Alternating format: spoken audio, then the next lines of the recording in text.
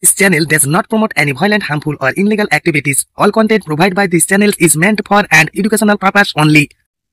The issue in regard to the requirement of consent of Advocate General has been framed in paragraph 17. While dealing with this issue, court has observed when it is required and when it is not. But if I read from paragraph 18 onwards, paragraph 18 basically the court of the previous judgment.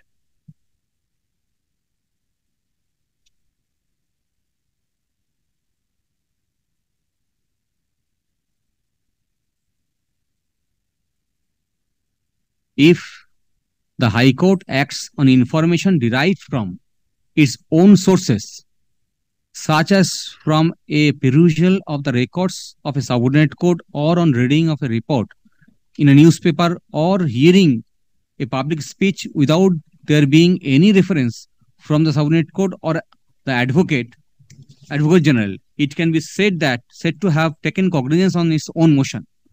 But if the High Court is directly moved by a petition by a private person feeling aggrieved, not being the Advocate General, can the High Court refuse to entertain the same on the ground that it has been made without the consent in writing of the Advocate General? It appears to us that the High Court has, in such a situation, a discretion to refuse to entertain the petition or to take cognizance on its own motion on the basis of information supplied to it in that petition. If the petitioner is a responsible member of the legal profession, it may act suo motu. More so, if the petitioner advocate, as in the instant case, prays that the court should act suo motu. The whole object of the prescribing the procedural modes of taking cognizance in section 15 is to safeguard the valuable time of the High Court or Supreme Court for being wasted by frivolous complaint of the contempt of court.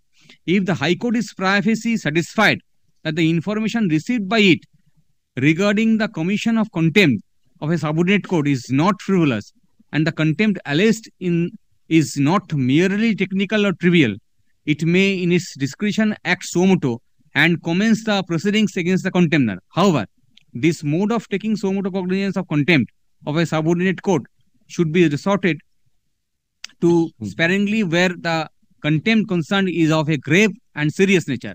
But here this case is a very serious one and of a very grave nature, and your lordships, after going to the petition, were pleased to observe that this is a very serious matter. Therefore, we give them an opportunity first to deal with it, and thereafter, if we feel that no proper explanation has been given of their conduct, then we'll issue a rule. And that is what your lordships did.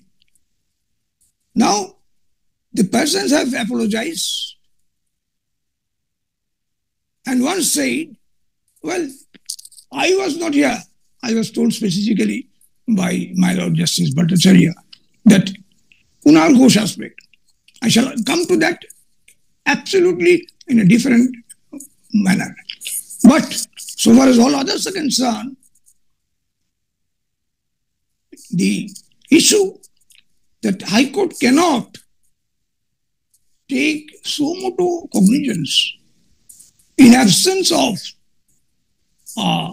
complaint with the permission of the Advocate General is not a proper reading of it. In reference to this judgment, if your kindly takes up the order by which it was assigned to this bench, it records both the affidavits are related the acts of obstruction of justice, intimation of the advocates, scandalization of the court, and the interference with the administration of justice committed on so-and-so date at so-and-so place. Hence, praying for taking up the matter as suo motu proceedings for criminal contempt under the Contempt of Court Act 1971. Both the affidavits are filed by so-and-so. The matters are most humbly placed with Honorable Lordship for appropriate order. Then order. The matter was mentioned before the courtroom number so-and-so by several learned advocates who were in uniform in their submission that the incident which occurred on so-and-so date is a clear interference with the administration of justice and a threat meted out to the judiciary and the learned members of the bar. Video clippings was shown to us in which it was seen that one of the person was stamping on the photographs of the honorable judge with his feet.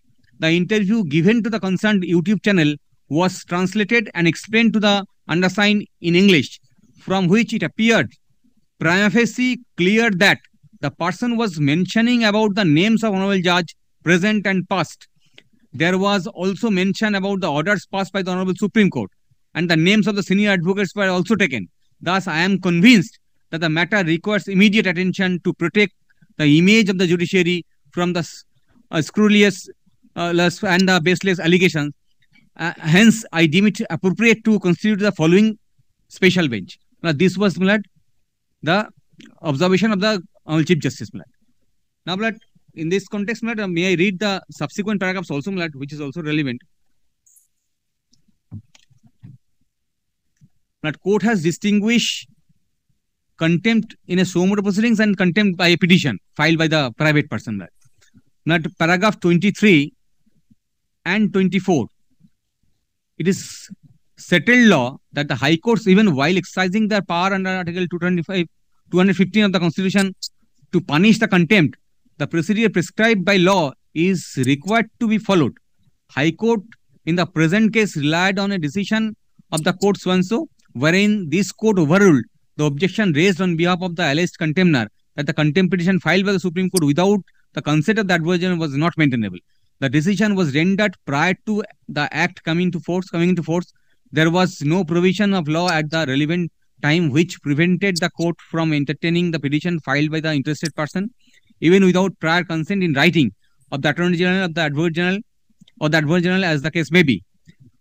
The High Court in the present case rested in its conclusion, relying on the amendments made in the petition, stating that even a suo motu contempt proceedings may be initiated at the instance of the petitioners on going through a newspaper.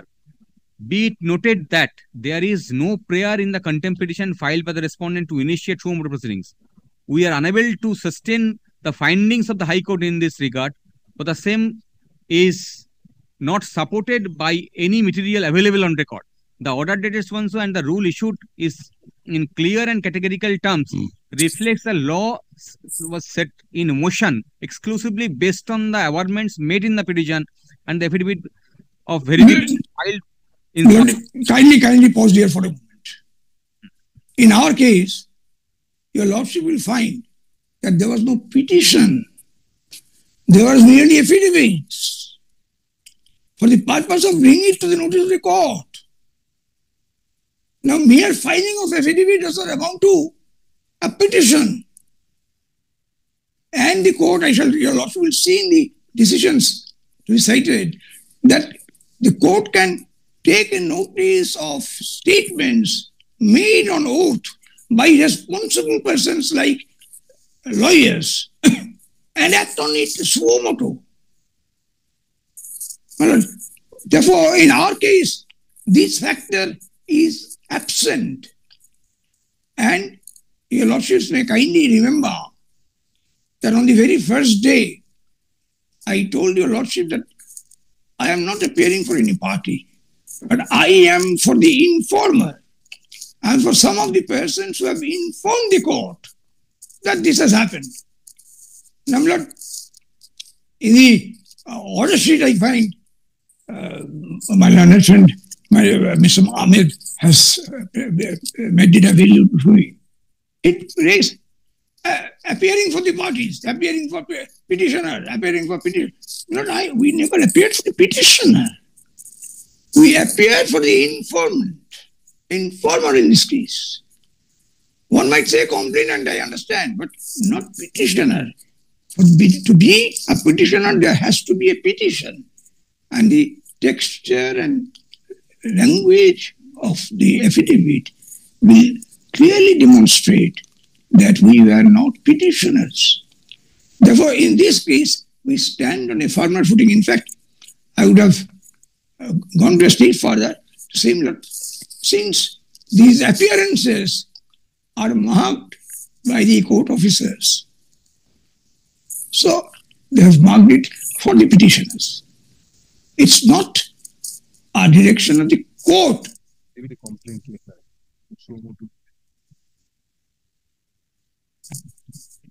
Therefore, Lord, all that has been made is a complaint to show before the court that look here, this has happened.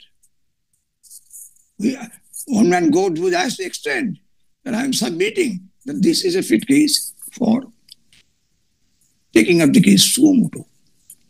That does not make it an application.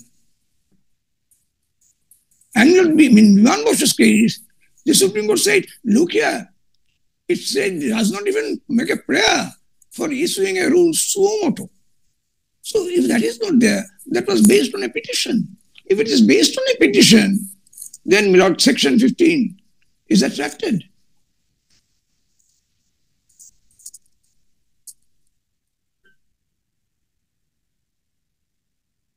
So, Mr. Sengupta, Yes, the way you are putting it, can you say this, that the Honorable Chief Justice, the affidavits were filed, those were captioned also as complaints. And their yes, suo motu rule was prayed for before the court's jurisdiction was sought to be invoked, that you issue a suo motu rule. We are not the petitioners. yes, Those materials were before the court, and Yes. as is apparent from the Chief Justice's initial order assigning before us, that video clippings were produced, those Yes. affidavits were there. On these materials, Honorable Chief was of the opinion that this matter is serious, a bench should be constituted and place the materials before us. yes. And then we also gathered further materials by seeking affidavits from the alleged containers. And after getting those materials, on the first day, we did not issue a rule, as you said. And then it is this court which issued the rule for the first Yes. time after getting those materials, including the video clippings. Yes, Lord. This can be governed by, arguably, by Rule 17, which does not confine it to the Chief Justice. It says Yes. rules issued by any court on its own motion shall be dealt with by that particular court. So the Chief Judge does is only constitutes our bench, assigns these materials to us, and leaves it on us to take a call as to whether we shall issue a rule of contempt. This is Your the Lordship, yes, your Lordship has put it more precisely than I could. I was just drawing your Lordship's attention to the expression, notwithstanding anything. It does not mean it's that- over and above. It's additional. In that's, addition. that's right. That's very Therefore, it's one thing. Say this, and it's another thing. Rules issued by any court shall be dealt with by particular court, provided that such rules under Section 15 shall be heard and determined by such bench of judges as court instructs me appoint. Mr. Bandyopadhyay harped on repeatedly rules. Unless you issue a rule, it cannot be assigned. Which means the general power of assignment of the Chief Justice is sought to be curtailed by such interpretation. Because such an interpretation will go against all canons of procedural justice, because the Honorable Chief Justice's power, general power of dealing with matters is sought to be curtailed by such interpretation. Lord, I shall show the decision later on. Supreme Court has clearly said rules of, this is in R.N. Jadi versus Sambudh, 2007, 6 SCC 420. Now, don't go by the number of the page.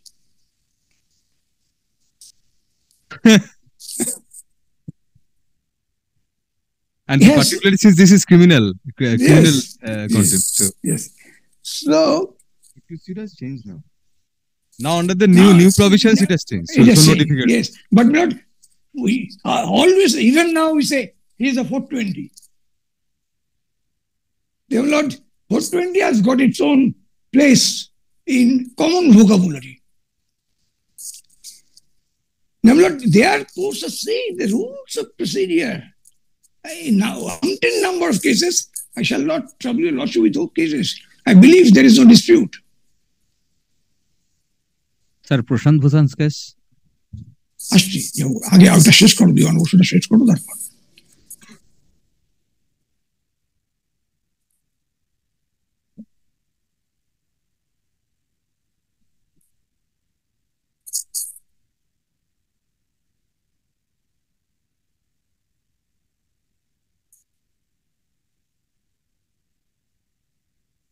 Yes, Mr. Rutu.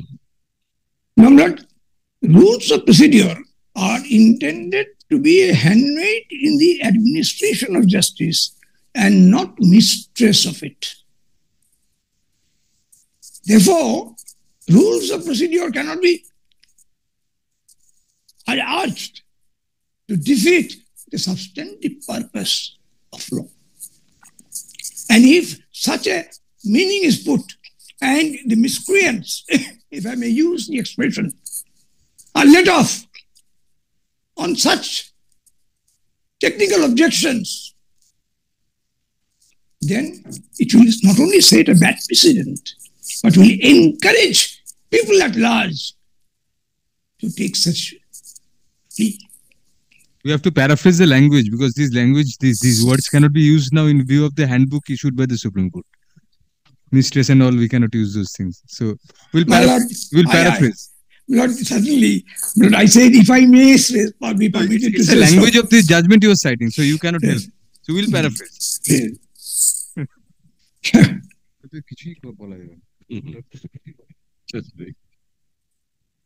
Not the least, say the best. Now, Lord, this conclusion, we are placing Biman Bosu's case. Mr. Ahmed will read on the subsequent paragraphs which are relevant.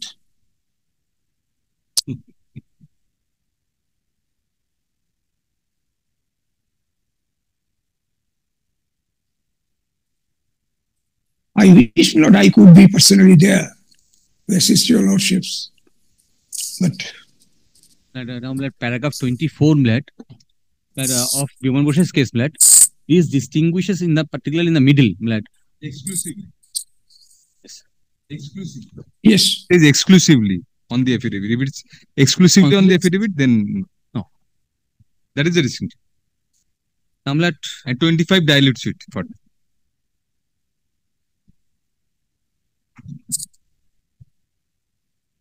on the next judgment, shall I refer the next judgment? yes. This is of 2021, 1 SCC, page 745. Was this also cited by Deb? No. No. 2021. 1 SCC, page 745. This is Prashant Bhushan's case, where Lord the Supreme Court had taken a serious view of observations made by the London Advocate. And I'm reading only paragraph 18, রুলগুলো ভীষণ বাজে। এরকম তুমি এখানেও পড়ো না, ওখানে ওই কোডে পড়ো।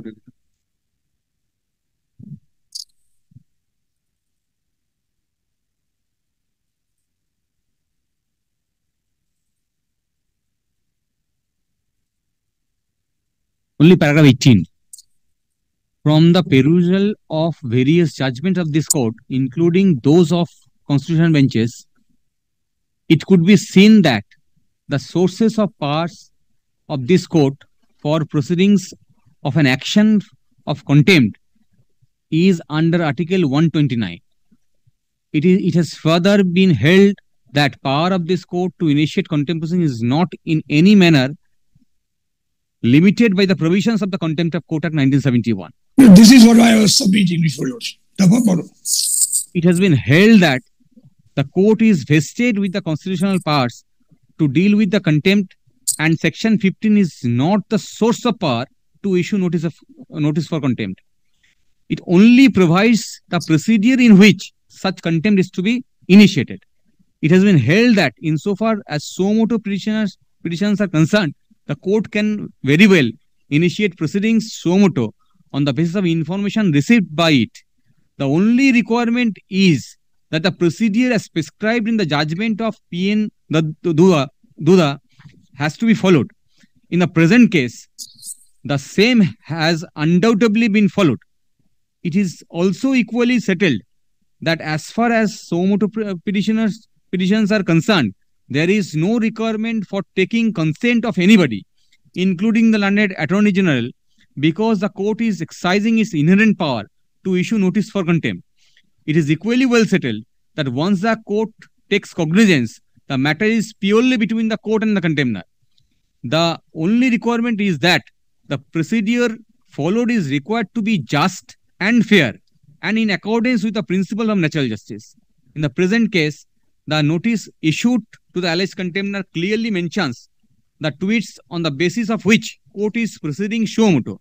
The alleged contemner 1 has also clearly understood the basis on which the court is proceeding against him, as is evident from the elaborate affidavit in reply filed by him.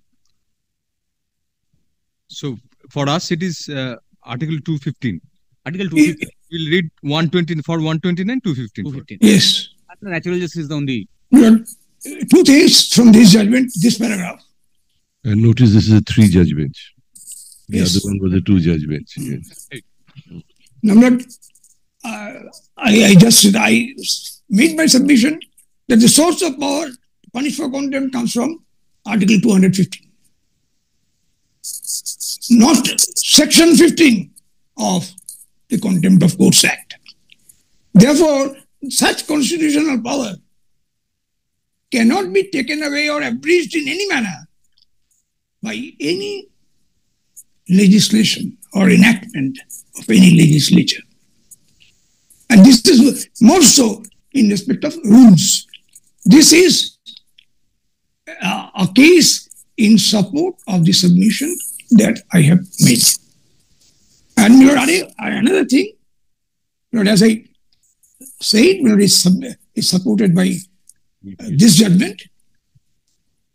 That means it's a purpose. The purpose of it. Once the court takes up cognizance by suo motu rule, the matter goes out of the hands of everybody except in the court. Matters between the court and the contemner. These procedural objections cannot be allowed to frustrate the requirement of justice. In the next case, or this case, any further paragraph I may have marked, I don't remember. I don't think any. Further paragraph.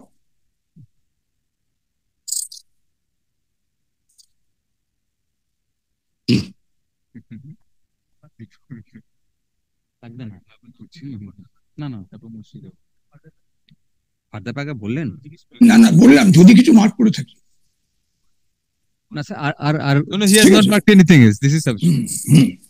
Fine. Move on to the next.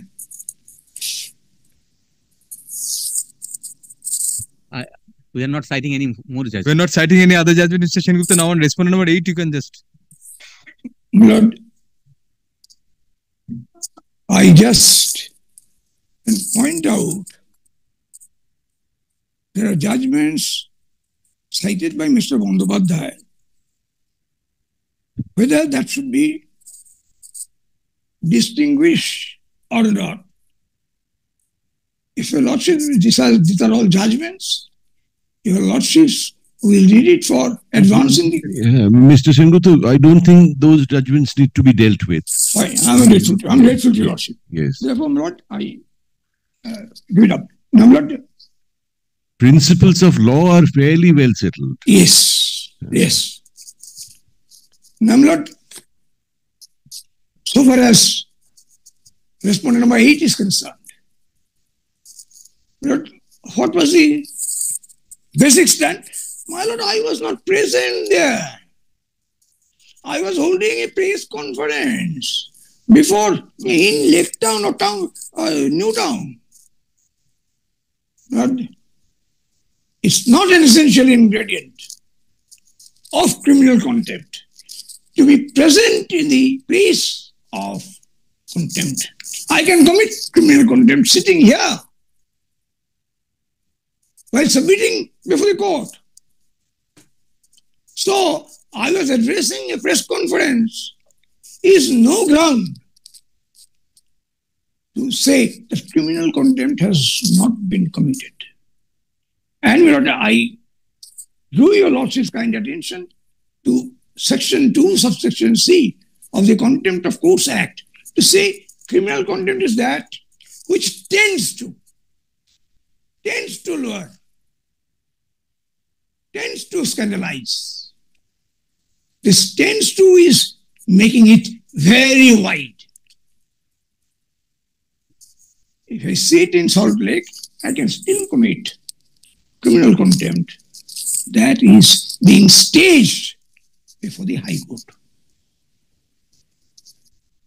And your Lordship sees the first order that your Lordship was pleased to read when it was raised before the Honorable Chief Justice. The Honorable Chief Justice bench recorded that clippings of press conference were translated for the court, and the court was satisfied that against not only one judge, a number of judges, aspersions were made. Mr. Sengupta, shall we reassemble next week? Yes, Lord.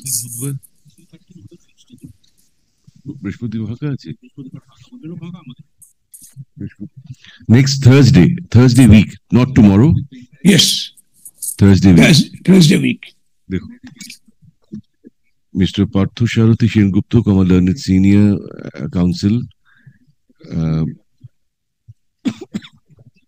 makes his submission on behalf of one of the informants, on behalf of the informants. So, he does not conclude. Paragraph. List this matter once again on OE.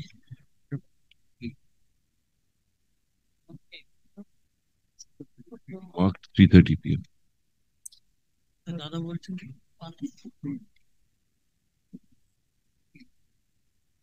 I hope I shall be able to be present before your Lordship physically. Physically, that will be very nice. Yes, I shall try to do that. Thank you. Thank you.